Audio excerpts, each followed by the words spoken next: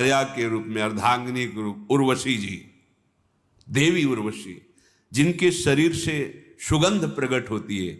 मुख से जब अंतर की वायु निकलती तो ऐसा लगता है हविष्यान्न से जो स्वाहा किया गया है वो आहुति की धूप निकल रही। ऐसी दिव्यता जिनमें, केवल घृत का आहार करने वाली। क्या हुआ? उनकी अंतिम परिणाम स्थिति को जब उर्वशी जी अंतर ध्यान हो गई, समय होता है, फिर जो उनकी व्याकुलता, पागल हो गए। जब भगवत कृपा से उनको भगवान कृपा करते हैं, विवेक प्रकट करते हैं, तो उनको अरे कौन सा ऐसा भोग है जो देवराज इंद्र के पास ना हो, लेकिन तृष्णा और कामना पर क्या उन्होंने विजय प्राप्त कर ली। बड़े चरित्र हैं ऐसे। अगर सुख होता तो इनको प्राप्त ना हो जाता। एक अप्सरा स्वर्ग की आवे तो बहुत अच्छे इंद्री विजयी को भी क्षोभ पैदा करने की ताकत रखती है, और उनके वो स्वामी हैं। इसके पश्चात भी उनकी वासना, तृष्णा, कामना उनको जलाती है। जो महापुरुषों के अनुभव, उनको मान लेने से हमारा समय बर्बाद नहीं होगा और हम सत्य मार्ग में आगे बढ़ जाएंगे। भोगों में सुख नहीं है, ये एक अग्नि है जो क्रियाएं भोगों की करने से और बढ़ती है। पहला लक्षण था धृति, सहनशीलता, धारण करने की क्षमता, वो विषयी पुरुष में नहीं होती। हम तो ऐसा नहीं कर सकते। क्यों नहीं कर सकते?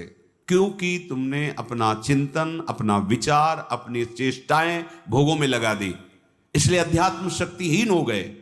अब तुमको लगता है कि हम काम, क्रोध, लोभ, मोह, मद, मत्सर, ईर्ष्या, द्वेष, ये हम नहीं छोड़ पाएंगे। ये अध्यात्म शक्ति का ह्रास का तमाशा है। देखो, नवयुवक जहां ब्रह्मचर्य, बुद्धिमत्ता, विद्वता, नम्रता, सेवा पद्धतियां ये हृदय में पुष्ट होनी चाहिए, वहां व्यसन पुष्ट हो रहा है, दुर्वासनाएं पुष्ट हो रही, मलिनता बढ़ रही है। क्यों? क्योंकि भोग प्रधान बुद्धि हो गई। मूल कारण पतन का भोग में सुख है। अच्छी तरह समझो, ये भागवतिक लक्षण तभी उदय होते हैं जो कोई भोगों में सुख की आशा रखता है, वो परिणाम में निराशा, दुख, संताप, शोक, मृत्यु, ये लिख लो, यही मिलेगा हाथ में। पर ये अज्ञान के कारण भोगों में सुख की संभावना ये जाती नहीं है। कल चर्चा जैसे हुई थी, ये तुम्हारा वही मन धोखेबाज है जो स्वप्न में तुम्हें सारे सुख दुख का अनुभव कराता है और कुछ नहीं होता। आप भी जानते हैं, ऐसे ही जागृत में धोखेबाज धोखा दे रहा है, कुछ नहीं है। पर स्वाप्निक पुरुष ये नहीं कह सकता कुछ नहीं है। अगर वहां तुम्हारा कोई वस्तु का अपहरण कर रहा है तो आपको क्लेश होगा, आपको पीट रहा है तो आपको क्लेश होगा, क्योंकि आप स्वाप्निक पुरुष हैं, स्वप्न में हैं, आपको अनुभव हो रहा है। लेकिन वही जब जग जाएगा तो वही बोलेगा सब झूठा था। ऐसे ही उमा कहो मैं अनुभव अपना, सत हरि भजन जगत सब सपना। अभी मोह निद्रा में, अज्ञान में आप ये स्वप्न देख रहे हैं कि भोगों में सुख है। स्वप्न में जब आप अच्छे पदार्थ पाते हैं तो पाते हैं ना, तो क्या आपको जगने पर पेट भरा मिलता है? क्या आपको जगने पर ऐसा आभास होता है मैंने पाया? नहीं, आपको हंसी आएगी कि वहां तो कुछ नहीं था। ऐसे ही जब जान जाओगे तो जेहि जाने जग जाए हेराई, जागे जथा स्वपन भ्रम जाई। ये प्रवचन नहीं है, सत्य विषय है। जब जगोगे तब आपको भी वैसे ही हंसी आएगी जैसे स्वप्न में उन नाना प्रकार के दुख सुख का भोगता जब जगता है तो सब मिथ्या है, सब सब सब।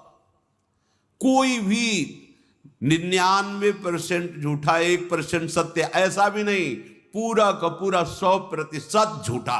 आप देख लो ना स्वप्न में 100%। ऐसे ही अब अगर स्वप्न में है तो आप नहीं जान सकते झूठा है, जगेंगे तो जान जाएंगे।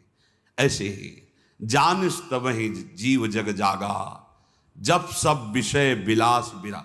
खास बात भोगों में सुख बुद्धि, यही भारी अविद्या का बंधन है।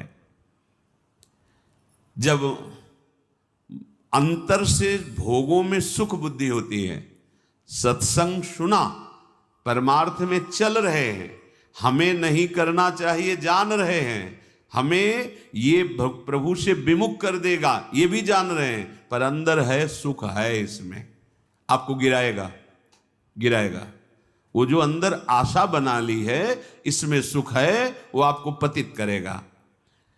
जब मनुष्य को भोगों में सुख की संभावना है, तब उसकी एक वृत्ति होती है भोगों की प्राप्ति की लालसा, प्राप्त भोगों को भोगना और अप्राप्त भोगों के अर्जन में जीवन शक्ति लगा देना। जो भोगना चाहते हैं उसके लिए जीवन शक्ति लगा देना, प्राप्त भोगों को भोगना, केवल व्यर्थ का जीवन। अभी समझ नहीं पा रहा, ध्यान से सुनना। भोग की वासना का पहला काम है मनुष्य के विवेक का अपहरण कर लेना, विवेक का अपहरण कर लेना।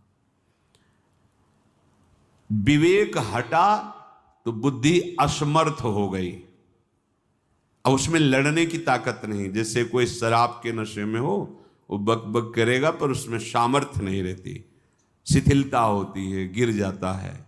यही बुद्धि की दशा होती। विवेक हटने पर ऐसा मोह छा जाता है, भ्रम छा जाता है, अविद्या छा जाती है कि वो शिथिल होती है, निर्णय ठीक नहीं कर पाती है। जिधर मन चाहता है उसको घसीट लेता है बुद्धि को और वहीं दस्तखत करवा लेता है। भले बुरे और भविष्य का परिणाम, इनको भुला देना, यह काम होता है जब विवेक का अपहरण हो जाता है। क्या करना चाहिए क्या नहीं करना चाहिए खत्म, आगे इसका परिणाम क्या होगा यह भी खत्म, क्योंकि यह निर्णय विवेक करता है। साधन चाहे जितना आप अच्छा कर रहे हो, बहुत ध्यान देने योग्य महापुरुषों के वचन हैं। आपके हृदय में भोगों में सुख है ऐसा भाव बना हुआ है, तो ये निषिद्ध भाव आपको संसार की तरफ ही ले जाएगा। आपको लगेगा मैं बहुत अच्छा साधक हूं, मैं चल रहा हूं। बहुत विचित्र गति, बहुत विचित्र गति है जब भगवान कह रहे दैवी हेषा गुणमयी मम माया धृतया। भयानक परिस्थिति आई तो भाग पड़े, आपका हूं गुरुदेव, ये वो, चलो तन से मन से धन से इसकी सेवा करो, चलो। हुई फिर उसी भोग के कीड़े बनकर उन्हीं भोगों में। क्या जानते हो तुम, वो सर्वज्ञ जानता ले। बड़ी दुर्दशा है, बड़ी दुर्दशा इस अविद्या अज्ञान मोह भ्रम ने कर दिया। देहाभिमानी जीव की बड़ी दुर्दशा है। परम पद ऐसे पास रखा हुआ है, पर वो ठुकरा करके नारकी गतियों में जाना अपना गर्व समझता है। भगवान सुबुद्धि प्रदान करे तभी बात बने। वो जो भोगों में सुख है, ये भाव उपासक के, वो समझता है मैं बहुत साधन कर रहा हूं, कदम भ्रष्ट पतित मार्ग की तरफ बढ़ते हैं। उसको लगता मैं भगवान की तरफ चल रहा हूं। परिणाम स्वरूप उन कर्मों का फल भारी विपत्ति, बाधा और विक्षेप के रूप में खड़ा हो जाता है। अब चिंतन करो, दिल फेल हो रहा है, चिंतन करो, अब हाय हाय करो। भजन का समय नहीं, क्योंकि भजन का समय जब दिया गया ना, तो तुम भोगों की चिंतन में, भोगों के विचार में और भोगों की चेष्टाओं में लगे। आओ अब विपत्ति। बहुत बहुत सावधान। अब नित्य नए नए जैसे किसी वृक्ष में अंकुरण होते हैं, ऐसे ही तुम्हारे इस भोगों में सुख है, इस वृत्ति में नए नए किनगा निकलना शुरू हुए। ऐसे कुकृत्य कराने लगता है मन, ऐसी परिणाम स्वरूप दुर्गति और विपत्तियां मिलती हैं कि उसका तांता ही नहीं टूटता। एक तार कष्ट भोगने का कर्म पर कर्म, कर्म पर कर्म बनता चला जाता है। वो बात करके देखो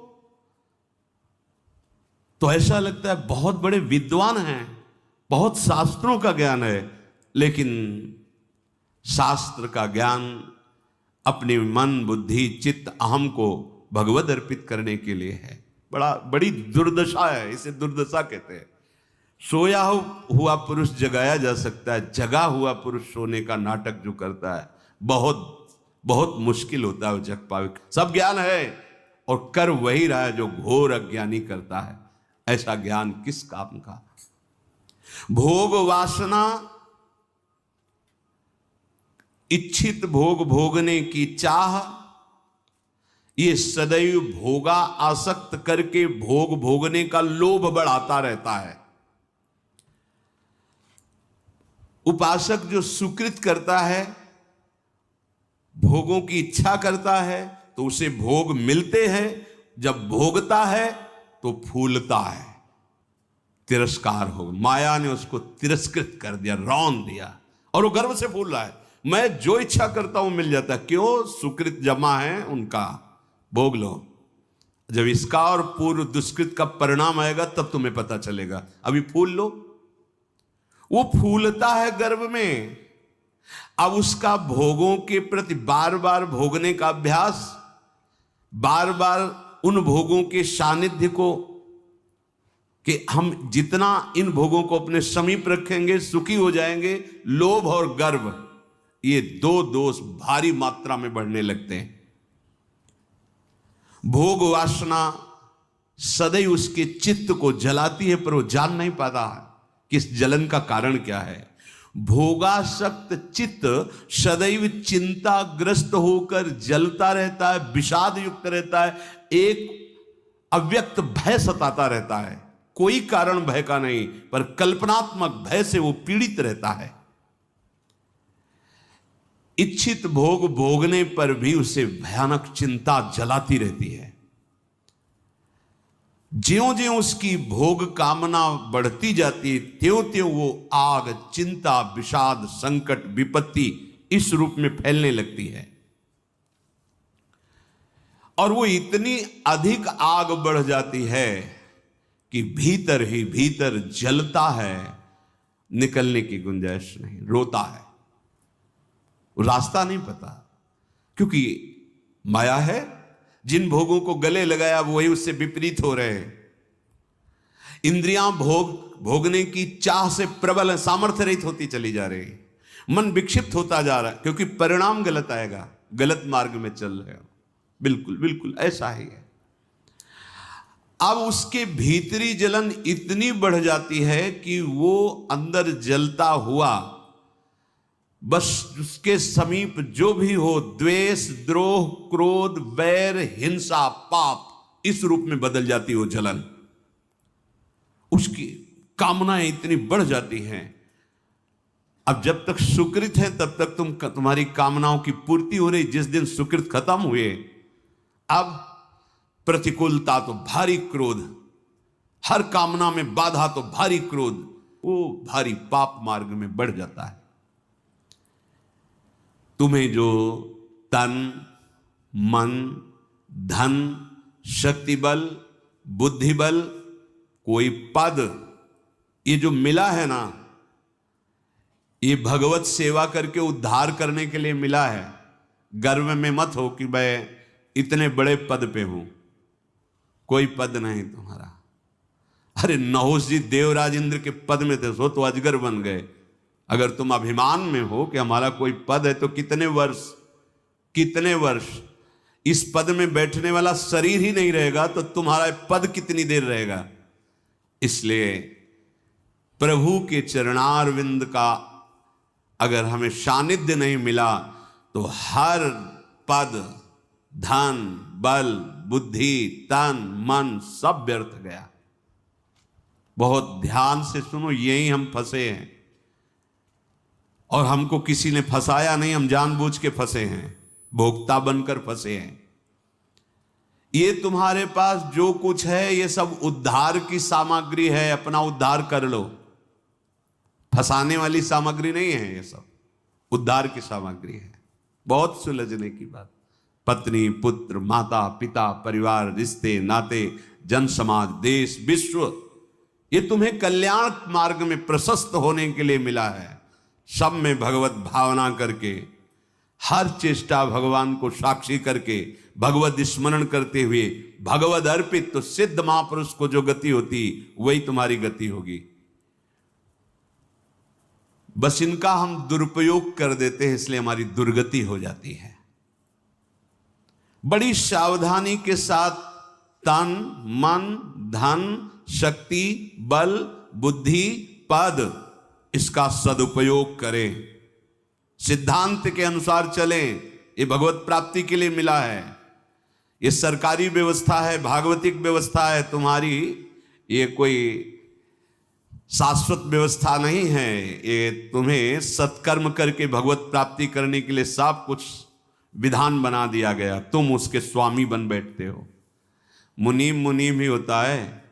अगर वो मुनीम स्वामी बनने का, मालिक बनने का करेगा तो वहां से भी हटा दिया जाएगा। और मुनीम है और स्वामी को स्वामी मानता है तो सब सुविधाएं उसको मिलती रहेंगी। अखिल लोक ब्रह्मांडों के स्वामी ने आपको पत्नी, पुत्र, माता, पिता, जो भी सुख संपत्ति, बुद्धि, बल दिया है, सेवा करके निकल जाओ माया से, भगवत प्राप्त बनो। इसलिए सब संविधान। तुम उसके स्वामी नहीं हो। तुम अपने शरीर के एक रोम के स्वामी नहीं हो। भला रोक लो, एक रोम झड़ रहा, उसको वहीं रहने दो, तो तुम्हारा स्वामित्व, तुम्हारा बल देखे। तुम्हारा कोई बल नहीं है। एक महान बल से तुम संचलित हो, मानो या ना मानो। यंत्र में चढ़ा खिलौना कहता हम नहीं मानते कोई हमें नचा रहा है और नाच रहा है। तुम चाहते हो सुख, पर तुम्हें दुख क्यों मिल रहा है? तुम चाहते हो मरूं नहीं, तो क्यों मर रहे हो? तुम जो चाहते हो उसके विपरीत क्यों हो रहा है? तुम भगवान को नहीं मानते तो है तो कोई ना जो तुम्हारी चाह को भी रौंद रहा है कोई। मान लोगे तो सिद्धांत से चलोगे तो मुक्त हो जाओगे। नहीं मानोगे तो एक दिन ऐसा आता है, अच्छे अच्छे को मानना पड़ता है। अच्छे अच्छे को रहे न रावण सम अभिमानी, हिरणाकश्यप सम वरदानी। ये माया उस मायापति की है। अगर उसकी शरण में नहीं गए तो कोई भी हो, शिव विरंचिका मोहई कोई बपुरान। परिणाम जब आएगा तब एक, जब कोई नहीं दिखाई देगा तो लगेगा कोई है जो मुझे बचा सकता है। वो है भगवान, जो तुम्हारी अंतर्वृत्ति को एक एक देख रहा है। ये जो तुम्हें ध्यान से सुन लीजिए, बहुत लाभदायक बात है। तन मिला है, मन मिला है, धन मिला है, शक्ति मिली है, बल मिला है, बुद्धि मिला है, पद मिला है। ये सब भगवत प्राप्ति के लिए मिला है। भगवत प्राप्ति सेवा करके, जो विधान है उसके अनुसार इसका सदुपयोग करके निकल जाओ माया से। सावधानी के साथ प्रत्येक इस मिली हुई वस्तु का सदुपयोग करोगे तो स्वामी तुम्हें देख रहा है, वो इनाम देगा। इस माया खेल से तुम्हें मुक्त कर देगा। यदि तुम सावधानी नहीं रखोगे और इसे अपना मानकर दुरुपयोग करोगे, शरीर को सत्कार्यों में न लगा करके पाप आचरणों में लगाना, धन को भगवत कार्यों में, परिवार की सेवा में, जो असहाय हैं, असमर्थ हैं, बीमार दिखाई दे रहे, जिनको आवश्यकता है, उनकी सेवा में न लगाओगे तो ये भोगों में लगेगा, दुष्कार्यों में लगेगा, अभिमान बढ़ाने वाला, दोष बढ़ाने वाला बन जाएगा। ये दुष्कार्य तुम्हारा नाश कर देंगे। मन को यदि भगवत चिंतन में नहीं लगाओगे तो इसका कार्य है मनन करना। ये भोगों का मनन करेगा, दो ही है, या इधर या इधर। ये टिकाऊ है नहीं। जब तक साधना के द्वारा इसको निर्वासनिक नहीं किया जाता तब तक ये एकाग्र स्थित नहीं होता। ये चंचल है, चलता रहता है। अगर इसे भगवत चिंतन में नहीं लगाओगे तो ये विषय चिंतन में लगेगा, और विषय चिंतन का अंतिम परिणाम है नाश, पतन, बार बार दुख, शोक, संकट, विपत्ति। जो तुम्हारे पास है बहुत मूल्यवान है। क्या? समय। सबके पास है ये, इससे बड़ा मूल्य कोई नहीं। फिर समझ लो, तुम 50 वर्ष के हो, पूरा जीवन धन कमाए हो, सब संपत्ति इकट्ठा कर ली, अब तुम्हारी अंतिम श्वास है, अब बढ़ा लो एक श्वास पूरी संपत्ति देके, नहीं बढ़ेगी, नहीं बढ़ेगी। इतनी श्वास कीमती है तुम्हारी कि 50 वर्ष की कमाई हुई वस्तु भी एक श्वास की कीमत के बराबर नहीं। फिर क्या, हाथ उठाए कहत हो, कहा बजाऊं ढोल, श्वासा खाली जात है जमे 3 लोक का मोल। 3 लोकों की संपत्ति रख दे तो भी एक श्वास नहीं बढ़ेगी। ऐसी कीमती श्वास को राधा राधा राधा कह के क्यों सार्थक नहीं करते?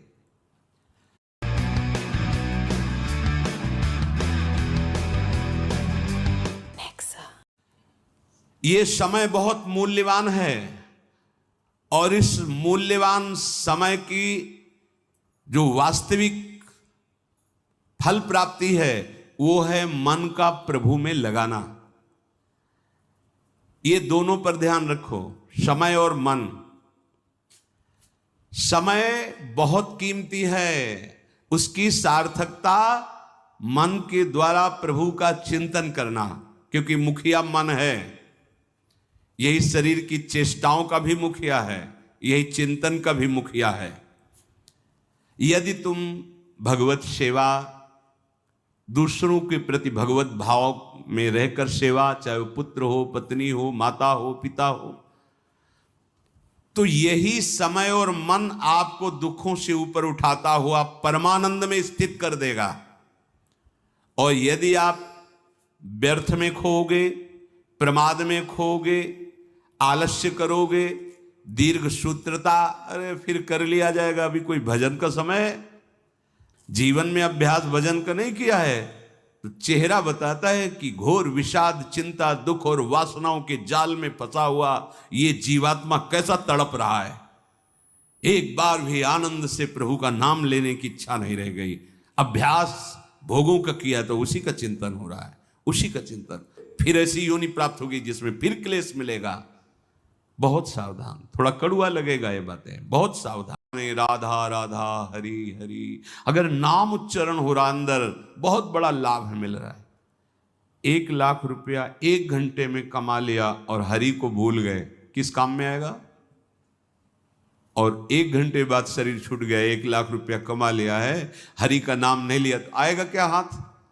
और 1 घंटे लगातार नाम जप किया है, भले हमारे पास लौकिक वैभव नहीं है, लेकिन ना तो संताप होगा, न शोक होगा, न चिंता होगी, न भय होगा, एक आनंद, और वो अनंत काल के लिए बैंक में जमा हो गया अविनाशी नाम। ये हमारी समझ में क्यों नहीं आ रहा? लाखों रुपया इकट्ठा कर ली, चिंता है, शोक है, भय है, नाना प्रकार की वासनाएं जल रहे, लाभ क्या मिला? नाम चल रहा है, माना कि आपके पास उतना ऐश्वर्य नहीं है, यथालाभ संतोष जितना प्रभु दिए पर आपका हृदय प्रफुल्लित रहेगा, भरोसा बहुत बड़े स्वामी का है, और एक एक नाम आपका जमा हो रहा है। सदगुरुदेव भगवान एक दिन बोले थे, एक एक सेकंड का तुम्हारे हिसाब होगा। ऐसा नहीं कि तुम नाम जप कर रहे हो, उनके लिए जल रहे हो, कष्ट सह रहे हो, तो तुम्हें किसी को बताने की जरूरत है। एक एक सेकंड का हिसाब होगा और आप निहाल हो जाओगे। वो एक एक सेकंड आपको देख रहा है, आपके एक एक सेकंड की वृत्ति का हिसाब होगा। बहुत उदार दानी हैं हमारे प्रभु, अति उदार भी सुंदर। ऐसे मालिक के सेवक हो, वो एक एक सेकंड देख रहा है और तुम्हारा हिसाब करेगा। बाहर से नाटक करोगे, भक्ति का दंभ करोगे तो समय लगेगा। दंभ पूर्वक भी भक्ति की व्यर्थ नहीं जाती। झूठा खेले साचा हो, एक दिन ऐसा झटका लगेगा माया का कि अपने आप सच्चाई पे खड़े हो जाओगे। वो बहुत खिलाड़ी है, उससे बड़ा कोई खिलाड़ी नहीं। करो करो दम, करो नाटक। अब वो अपना नाटक विस्तार करेगा और ऐसी जगह खड़ा करेगा जहां कोई नहीं, तब पुकारोगे हे हरि, तो बोलेगे आ जाओ, हम तो पहले ही बांह फैलाए बैठे थे, पहले ही। तुम तो हमें केवल निमित्त बनाकर भोगों के लिए तुम चल रहे थे, लेकिन अब असलियत में पुकारा, आओ हम तुम्हारे स्वागत के लिए खड़े हैं। झूठा खेले, ये खेल ऐसा है, झूठा खेले साचा होए। अगर झूठ से भी कोई भक्ति करने लगे तो सच्चाई में भगवान उसे भक्त बना देते हैं। हाँ, जो कोई भक्ति करे कपट से, उसको भी अपनाऊं, साम दाम और दंड भेद से सीधे रास्ते लाऊं। साम दाम दंड भेद सीधे रास्ते लाऊं, नकली से बनाऊं असली। यही मेरे मन में छड़ी भगत मेरे मुकुट मणि। मैं हूं भक्तन को दास, भगत में आह कितने कृपालु स्वामी है। एक राजा का सरोवर था बहुत बड़ा, तो उसमें वो अपने मन आह्लाद के लिए रंग बिरंगी मछलियां पाले हुए थे। कभी कभी कोई मछुआरा, तो उन्होंने आदेश कर दिया इस सरोवर से जो मछली पकड़ेगा उसे मृत्यु दंड दिया जाएगा। अब तो कोई जाता नहीं, बहुत मछलियां रंग बिरंगी को। एक मछुआरा परिवार बड़ा भूखा था और कई दिनों से भी मुझसे मिला नहीं था शिकार। तो उसने देखा यहां कोई रखवाले तो रहते नहीं है, मृत्यु दंड का आदेश है, हम जल्दी से लिया भाग जाएंगे। और ढेर सारी मछलियां बड़ी बड़ी। वो गया, जाल फैलाया, मछली समेट ही रहा था कि राजसवारी दूर से घोड़ों की टाप धूल। देखा अरे ये तो अब क्या करें, भागते हैं तो दिखाई देंगे, बंदी बना लिए जाएंगे क्योंकि वो घोड़े में है। उसको लगा कि साधु बन जाना अच्छा है, बहुत बढ़िया उपाय है। फौरन कपड़ा सा उतारे और रजली पूरे शरीर में पोतली, और वो तो साधु का बैठ गए, जाल उसी जल में छोड़ दिया, ऐसे छुपा दिया, शांत से बैठ गए। वो राजा निकल रहे थे तो देखा सरोवर पर कोई परमहंस बैठे, बोले हो भाग्य। दूर ही अपने सब राजशोभा को रोक दिया, सैनिकों को रोक दिया, नंगे पैर पाग उतार करके आए, साष्टांग दंडवत की। धीरे से हल्की आंख खोल, वो तो भयभीत है कि मृत्यु दंड मिलता, रत्न आदि सामने रखकर, पर वो आंख खोला नहीं। तो उसने समझा महाराज ध्यान में है, विक्षेप नहीं पहुंचाना चाहिए, चुपचाप चला गया। जब घोड़ों की टाप दूर ऐसे जाते हुए वो चले गए तो आंख खोला तो देखा रत्न आदि हीरे आदि। तो उसने विचार किया कर्म तो मैं वो कर रहा था कि मुझे मृत्यु दंड मिलता, लेकिन साधु वेश का सहारा लिया तो मुझ नीच अपराधी को राजा प्रणाम किया और ये रत्न रख के गया। ये जब मैं नकली भाव रखा तो ऐसा हुआ, यदि मैं असली में साधु बन जाऊं तो क्या होगा। अब मैं ना अपने घर जाऊंगा, ना आज के बाद कभी मछली मारूंगा, अब मैं सच्चा साधु बनूंगा। बना दिया। जो कोई भक्ति करे कपट से उसको भी अपनाओ, पर काहे को समय बर्बाद करोगे। आपको भगवान ने सत्संग दिया है तो आप सच्चे मार्ग के पथिक बनो। श्वास प्रश्वास तुम्हारी खाली न जाने पावे। जब तक तुम्हारा मुख भोगों की ओर है, मुख का तात्पर्य अंदर से है, अंतर ही अंतर, तुम सब साधन कर रहे हो लेकिन तुम्हारी विश्राम स्थिति मन मानता है भोग में। क्या खाने को मिलेगा, हाँ हर्षित हो गए। क्या भोगने को मिलेगा, हर्षित हो गए। मतलब आप अभी भोगों के सन्मुख हैं। अंतर की बात देखना, जब तक तुम्हारा मुख भोगों की ओर है तो तुम कह रहे हो कि हम भगवत मार्ग के पथिक हैं, भगवत मार्ग में चल रहे हैं, पर तुम चल भोगों की ओर ही रहे हो, प्रभु की ओर एक कदम नहीं चल रहे हो। जैसे कई बार सत्संग में बताया है कि ये बिहारी जो हैं, आप मुख इधर करो छठी करा की तरफ और दौड़ लगा दो तो आपका हर कदम बिहारी जी से दूर होता चला जा रहा है। आप बहुत चल रहे हो लेकिन विपरीत चल रहे हो तो आप बिहारी जी से दूर होते चले जा रहे हो। और ये मार्ग है, लेट जाओ और लेट कर चलो तो समय आएगा पहुंच जाएंगे, क्योंकि आप सही मार्ग में चल रहे हो।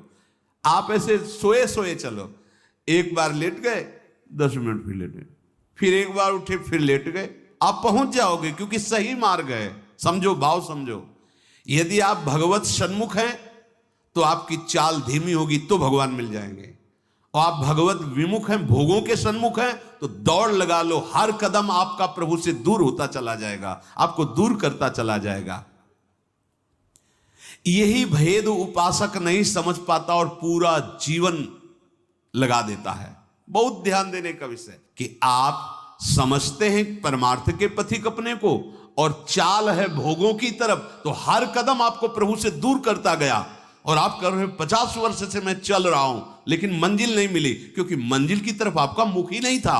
आपका मुख था मंजिल के विपरीत, जो प्रतिकूल से वर्जनम स्थिति होनी चाहिए, वहां अपने अनुकूलता देखी और चल पड़े भोगों की तरफ, तो फिर क्या होगा?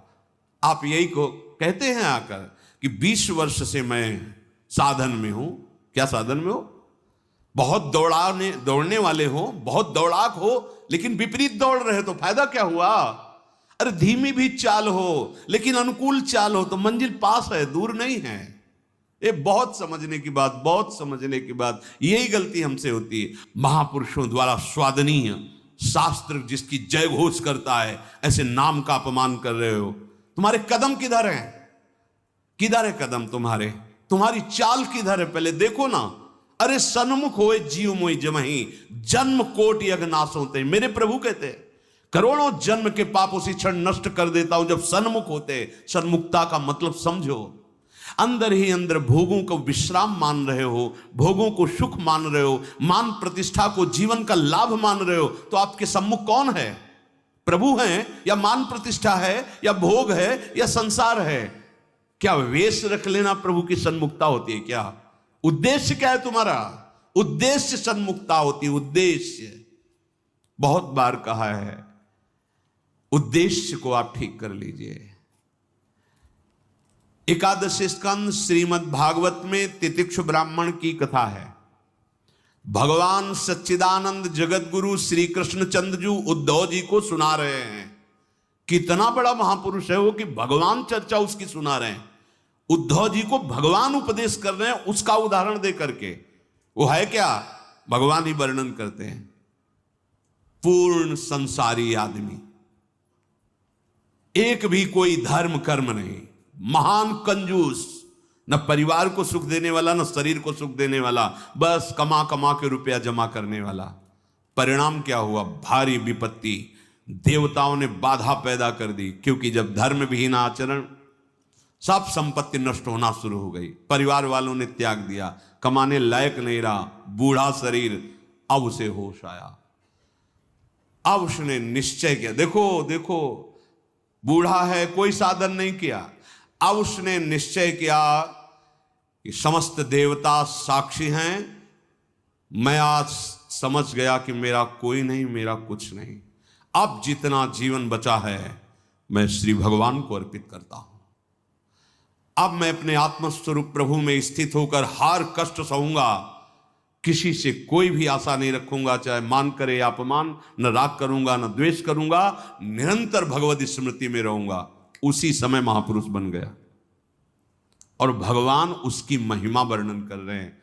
जब सहनशीलता की बात आई तो उद्धव से कह रहे हैं, उद्धव तुम्हारा कोई गला पकड़ करके धक्का मार के निकाल दे, तुम्हारे ऊपर थूक दे, लघुशंका कर दे, पीटे, गाली दे, बांध दे, तो भी तुम सह जाना।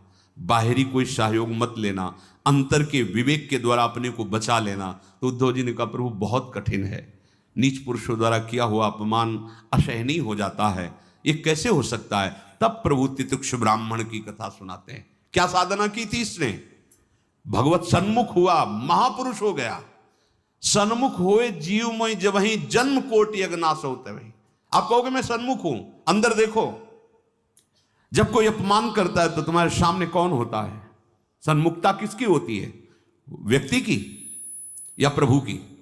जब तुम्हें सुख मिलता है तो सन्मुखता किसकी होती है? प्रभु की या वस्तु या पदार्थ या शरीर की? अगर वस्तु पदार्थ शरीर है तो विमुख हो, अगर प्रभु हैं तो सन्मुख हो। दोनों परिस्थिति में, मान और अपमान में, स्तुति और निंदा में, लाभ और हानि में, जय और पराजय में तुम्हारे सामने कौन है?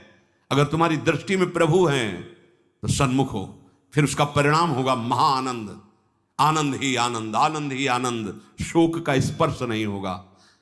देख लो, तुम सन्मुख हो कि विमुख, खुद अपनी पहचान कर लो। अगर आपके अंदर सामने वस्तु व्यक्ति स्थान है तो विमुख हो। वस्तु व्यक्ति स्थान में विचरते हुए भी आपकी आंतरिक दृष्टि में प्रभु हैं तो सन्मुख हो। प्रभु से विमुख होकर बहुत दौड़ लगा रहे हो, बहुत वर्ष हो गए अपने कहते परमार्थ के पति को, तो आप दूर हो। ये बहुत अच्छी बात, बहुत अमृतमयी बात लगी। हम लोग भुलावे में अपने समय को नष्ट कर देते हैं। तुम्हारे उद्देश्य बदलने की ठीक नहीं हुई तो चाहे जितने गुरु बदल लो, ऐसा नहीं। कई लोग पूछते हैं ऐसे, गुरु बदलने वाली बात नहीं होती है, मन बदलने वाली बात होती है। हमारा उद्देश्य बदल जाए तो सर्वत्र गुरुदेव बोल रहे हैं, अखंड मंडलाकारम व्याप्तम, जहां से वाणी मिले मेरे गुरुदेव बोल रहे हैं। गुरुदेव कोई सीमित शरीर वाले हैं, पर हमारा मन है, मन सोचता है बाहर के बदलाव से शायद अंदर सुधार हो जाए। नहीं, अंदर उद्देश्य के परिवर्तन से ही सब कुछ परिवर्तित हो जाता है। ये भोगों में सुख है, ऐसी भ्रांति, ऐसी धारणा, ये तुम्हें भगवान के सन्मुख होने ही नहीं देगी। इसीलिए बड़े भाग पाइप सत्संगा, बिना ही प्रयास होई भव भंगा, बिना ही प्रयास सन्मुख, भगवान के सन्मुख हो गए, संभाल लेंगे योगक्षेमम भाव में हम। बस तुम्हें मुंह मोड़ने की जरूरत है, बस गलत दिशा की तरफ मुंह मोड़ के और बहुत बलवान बन के दौड़ रहे हो तो प्यारे हर कदम तुम प्रभु से दूर होते चले जा रहे हो। तुम्हें लग रहा है मैं बहुत दौड़ रहा हूं और दिशा गलत पकड़े है, दौड़ रहे हो, अपने को बहुत दौड़ाक समझ रहे। सही दिशा में चलो, आराम से चलो, पहुंच जाओगे। क्यों?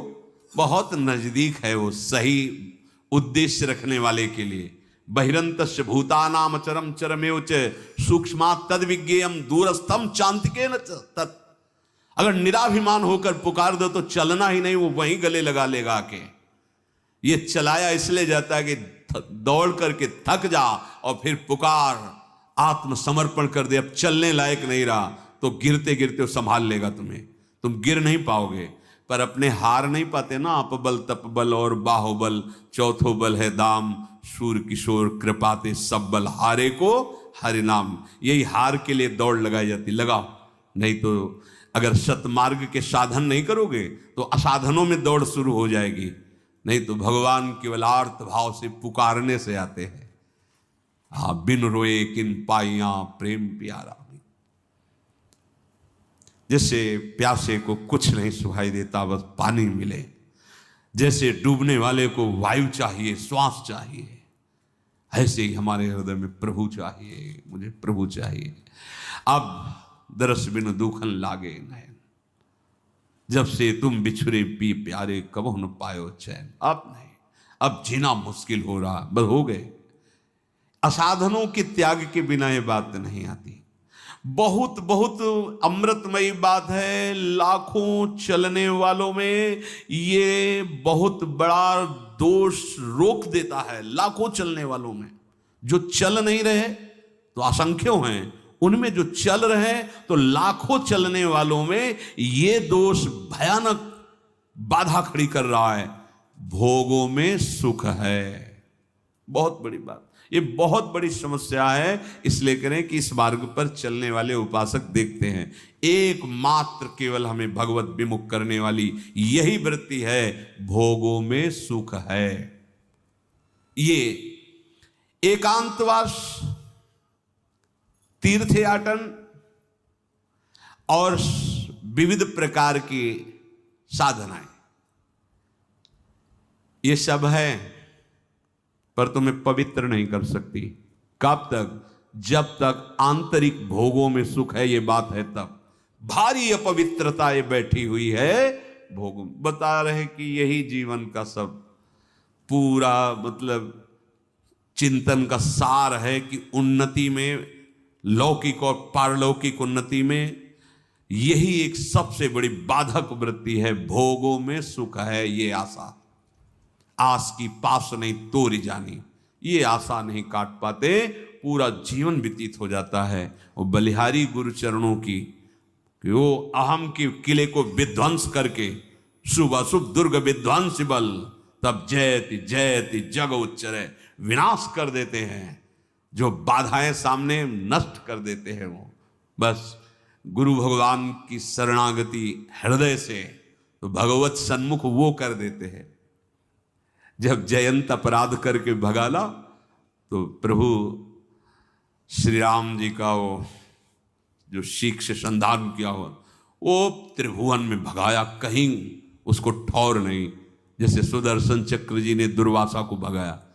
नारद जी देखा, विकल जयंता, दया लाग कोमल चित संता। इसको तो कहीं कोई अब रक्षा नहीं कर सकता। नजदीक गए और भाग, उन्हीं प्रभु की शरण में जा, वही तेरी रक्षा कर देंगे। भाग, त्रिभुवन में कहीं जाने की जरूरत नहीं, कोई तुझे नहीं रखेगा। देवराज इंद्र ने भी नहीं रखा। जब देखा है कि प्रभु का अपराध करके आ रहा है तो कहा जल्दी भाग यहां से, नहीं स्वर्ग भस्म हो जाएगा। जो भी शरण देगा वहां विनाश लीला प्रारंभ, भाग तू यहां से, कोई ठहरने नहीं दिया। तब नारद जी करुणा करके कहा उन्हीं भगवान की शरण में जाओ जहां से तुम्हें शांति मिलेगी, त्रिभुवन में कोई ठोर। अब वो जानता ही नहीं था कैसे प्रणाम किया जाता है, राजकुमार है ना, इंद्र का बालक। तब नारद जी जाके उसे ऐसे सन्मुख प्रणाम किया जाता, गुरुदेव उसको मोड़ देते, चल ये ठौर है, यहां ऐसे समर्पित होता जीव है, वो मंगल को प्राप्त हो जाता है। एकांतवास, तीर्थ निवास, अन्य साधन, बहुत बहुत अमृतमयी बात है। इन्हीं का भरोसा लेकर के भोगों में सुख बुद्धि का पोषण होने लगता है। ये महापुरुषों के वचन। एकांतवास, तीर्थ निवास, तीर्थों का अवगाहन और साधना, ये आपको तब तक पवित्र नहीं कर सकते जब तक आपके अंदर भोगों में सुख बुद्धि है। इसीलिए कहते हैं तीर्थों के और अन्य साधनों के प्रभाव से पाप नष्ट हो सकता है, पर पाप प्रवृत्ति का नाश नहीं होता। और संत समागम से पाप और पाप प्रवृत्ति दोनों का नाश हो जाता है। ये बहुत बड़े। गंगा पापम शशि तापम दैन्यम कल्पतरुस्तथा पापम तापम तथा दैन्यम हरति साधु समागमा। एक ही जगह सब शांत हो जाएंगे, क्योंकि पाप प्रवृत्ति का ही नाश हो जाता है। ये बहुत सूक्ष्म बात है, बहुत अमृतमयी बात है और बहुत पकड़ने लायक बात है।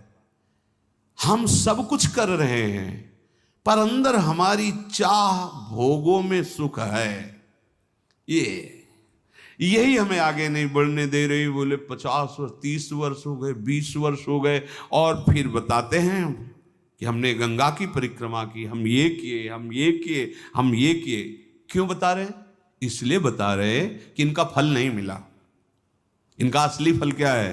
अहंकार का लय हो जाना, भोगों का अभाव, भोगों की भोगने की वृत्ति का अभाव, अकाम स्थिति, अचाय स्थिति, खत्म के अचाय स्थिति।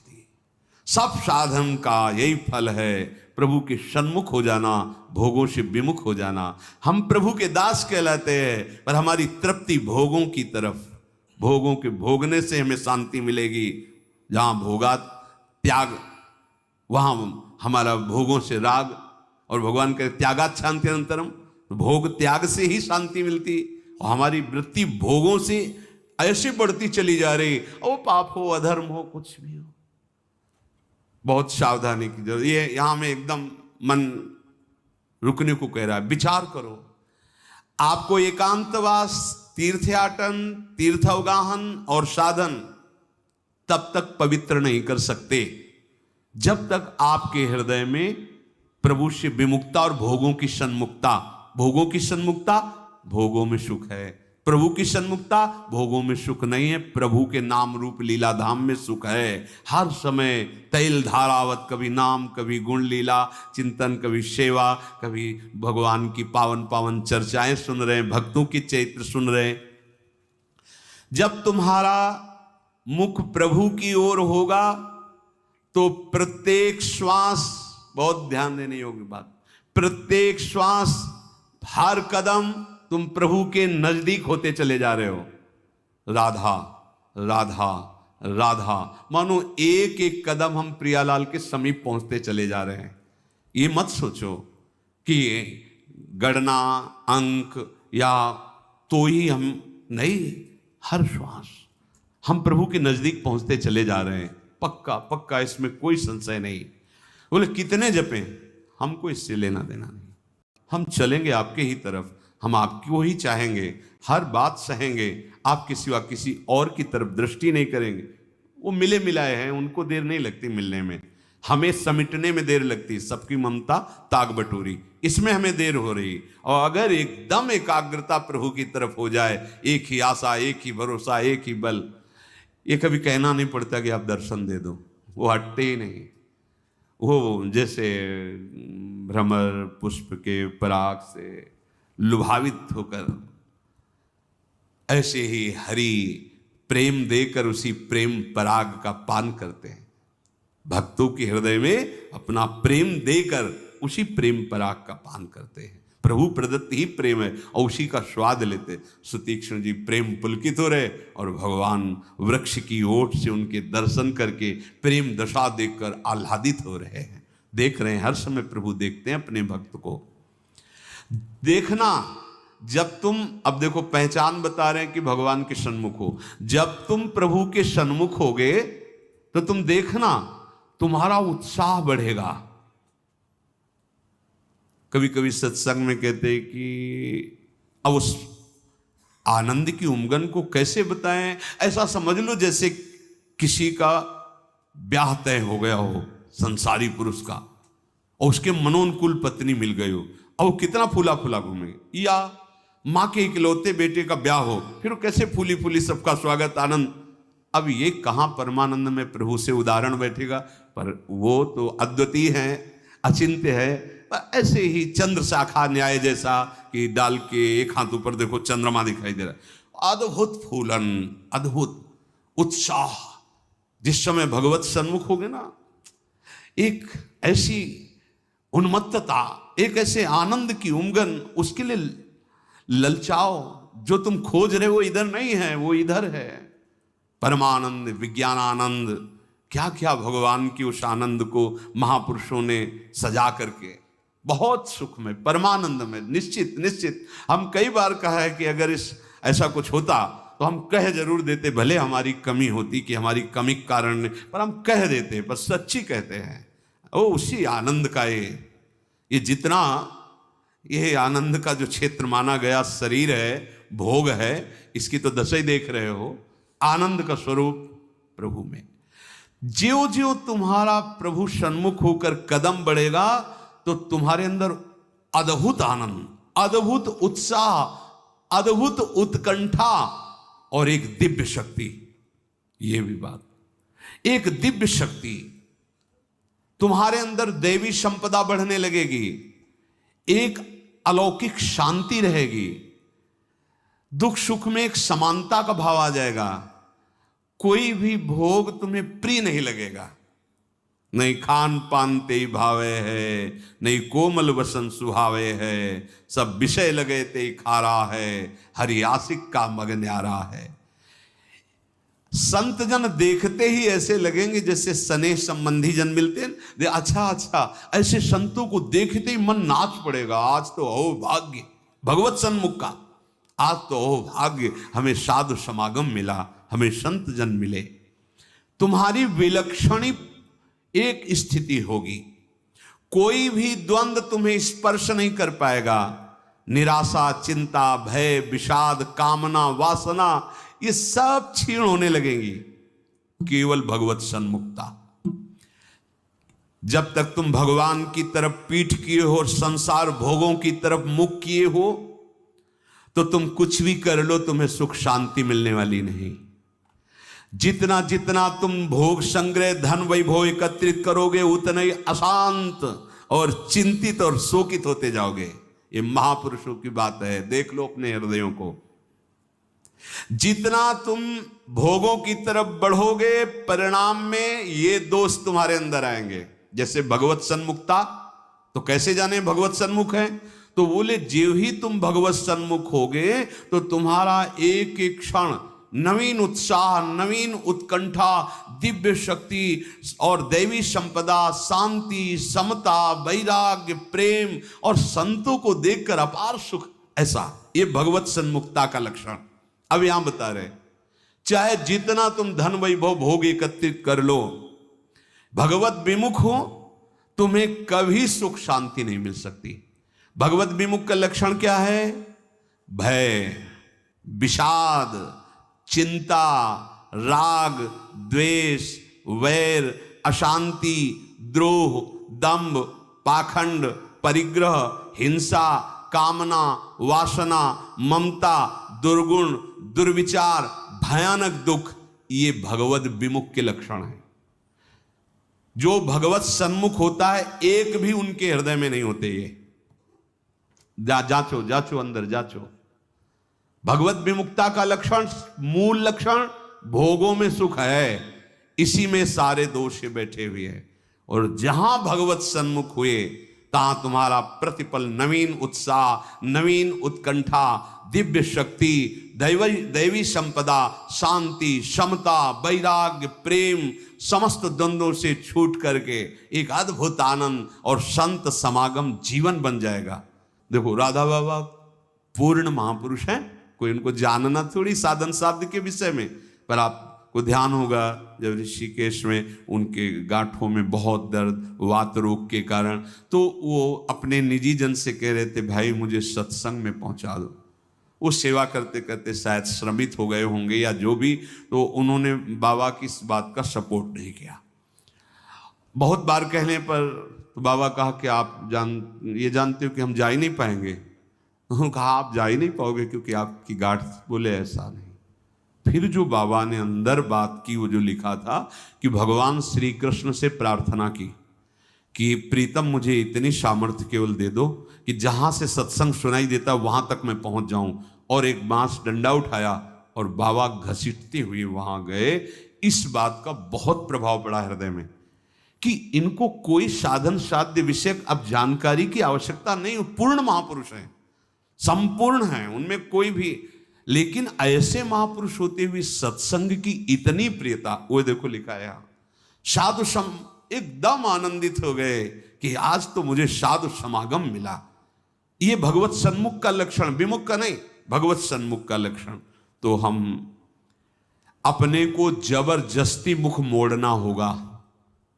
अगर हम इसी जन्म में परम कल्याण चाहते हैं, इसी जन्म में सुख चाहते हैं, मुख मोड़ना हो। जबरदस्ती शब्द लिखा है, जबरदस्ती मोड़ना, हटो हटो।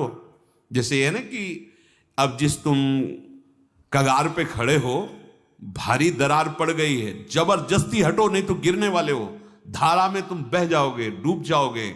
ऐसे ही तुम्हारी वही दशा है जैसे हरी हरी घास खा रहा है बकरा और बकरी से सहवास कर रहा है और बड़ा सुख का अनुभव कर रहा है, पर वो कसाईवाड़े में बंद है। वो ये नहीं जान रहा कि अब की नंबर हमारा आ रहा है गड़ासा चलने का, वो नहीं जान पा रहा है। इसी प्रकार आप खान पान, शौक, मौज मस्ती, परिवार, सांसारिक सुख भोग रहे हैं, पर आपको पता नहीं कि काल के कसाईवाड़े में है। मौत का गड़ासा वो बिल्कुल तैयार किए हुए है, बस समय की देरी है, नंबर आपका ही है। सावधान। इसीलिए कह रहे जबरदस्ती भगवत सन्मुख करो अपने मन को, अपने तन को, अपनी वाणी को, अपनी चेष्टा को। कोई उपाय नहीं है बचने का। आपको दिखाई दे रहा क्या है, तो भयभीत कर रहे हैं, आप देख ही नहीं पा रहे हो, भय तो तांडव मचा रहा है। देख लो, ऐसे जरा सी भूमि हुई, हजारों लोग मकान के नीचे दब के मर गए। ऐसे जल में उफान आई, एक लहर आई, प्रांत का प्रांत नष्ट कर दिया। क्या क्या लीलाएं हो रही प्रकृति की, माया की। हमारा भी तो नंबर आएगा ना कोई तो आएगा, काल का रूप, कहीं ना कहीं कोई रोग, कोई घटना, कोई, और हम मस्त हैं जैसे बकरा हरी हरी घास खा रहा है, ऐसा उसको लग रहा है हम बड़े सुखी, ये पता नहीं अगला नंबर हमारा है। तुमको बिना सूचना दिए, बिना राय के तुम्हारी मृत्यु तुम्हारा नाश कर देगी। मृत्यु किसी से राय लेती क्या कि अब हमारी प्रार्थना स्वीकार करें, हम अपना काम शुरू करें, यदि आपकी आज्ञा हो? ऐसा नहीं होता। अगर ऐसा हो तो कोई तैयार नहीं होगा, कोई नहीं तैयार होगा। बिना आपको सूचना दिए, बिना आपकी राय के वो आपका नाश कर देगी मृत्यु। इसलिए वो सहसा आप पर आक्रमण करेगी, उसके पहले आप सावधान हो जाओ। अब वो कब करेगी कुछ पता नहीं है, इसलिए आपको अभी से, इसी सेकंड से सावधानी करनी है। क्या? एक एक वृत्ति को कृष्णाकार कर दो, प्रियालाल के चरणों में लगा दो। बुद्धिमान उपासक सावधान, तुम्हारी जन्म के साथ ही मृत्यु पैदा हो चुकी तुम्हारी। कितने अनुभवी महापुरुष कह रहे सावधान, जब तुम्हारा जन्म हुआ था उसी समय तुम्हारी मृत्यु भी पैदा हो गई है। बस तुम्हारे साथ चल रही मृत्यु अवसर देख रही है, समय देख रही, जहां पूरा हुआ वो अपना काम कर देगी। इसलिए प्रतिक्षण तू मृत्यु की दृष्टि में है, शिकार बिल्कुल लक्ष्य पे है। मृत्यु का अंतिम स्पर्श तुम्हारा सर्वनाश कर देगा। शरीर, रुपया, पैसा, कामना, घर, मकान, पद, पदवी, सब। अतः तुम कुछ ऐसा करो जिससे मृत्यु शरीर पर प्रभाव पड़े, आप पर नहीं। आप कर्ता भोक्ता भाव में, इसलिए आप पर प्रभाव पड़ता है। वो क्या है? इस चक्र से सदा छूट जाने के लिए एकमात्र सब ग्रंथ, सब संतों, सब पंथ का निर्णय है सतत भगवत भजन, सतत भगवत चिंतन, प्रभु के आश्रित होकर प्रभु का भजन। शिष्य त्यागे। श्री राधा वल्लभ।